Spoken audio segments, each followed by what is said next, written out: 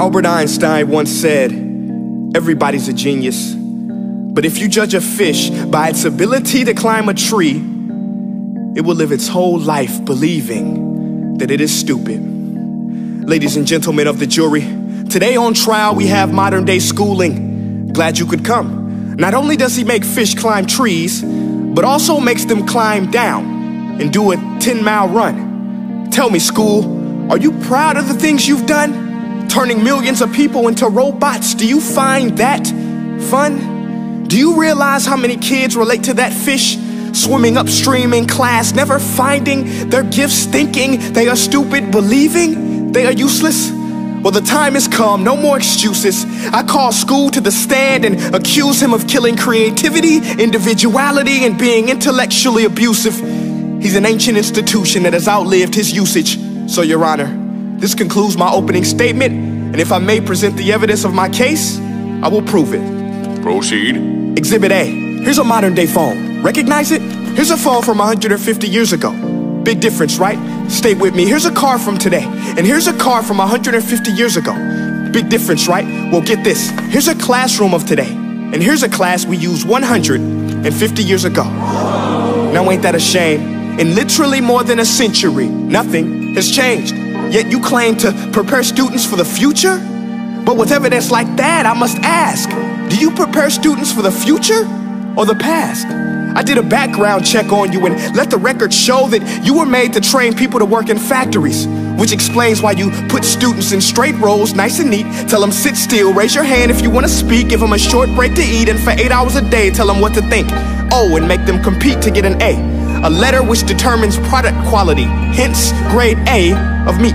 I get it. Back then, times were different. We all have a past. I myself am no Gandhi. But today, we don't need to make robots zombies. The world has progressed. And now we need people who think creatively, innovatively, critically, independently, with the ability to connect. See, every scientist will tell you that no two brains are the same. And every parent with 2 or more children will confirm that claim.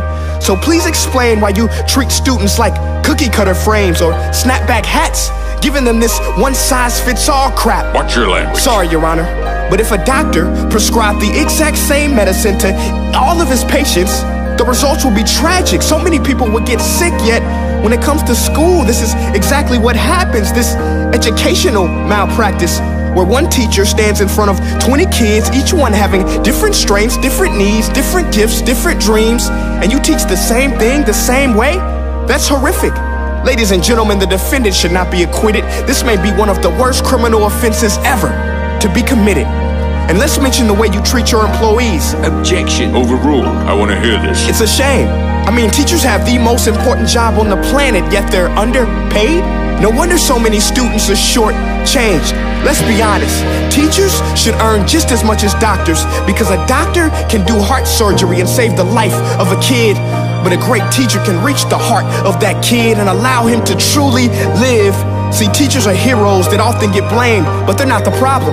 They work in a system without many options or rights. Curriculums are created by policymakers, most of which have never taught a day in their life.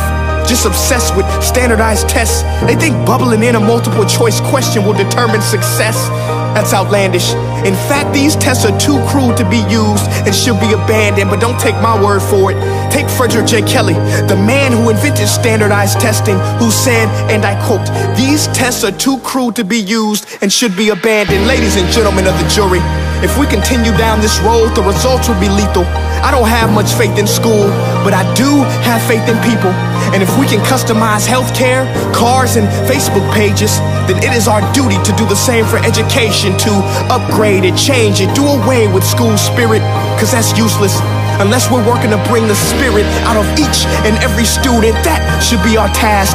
No more Common Core. Instead, let's reach the core of every heart in every class. Sure, math is important, but no more than art or dance. Let's give every gift an equal chance. I know this sounds like a dream, but countries like Finland are doing impressive things. They have shorter school days, teachers make a decent wage, homework is non-existent, and they focus on collaboration instead of competition. But here's the kicker, boys and girls. Their educational system outperforms every other country in the world. Other places like Singapore are succeeding rapidly. Schools like Montessori, programs like Khan Academy. There is no single solution, but let's get moving. Because while students may be 20% of our population, they are 100% of our future.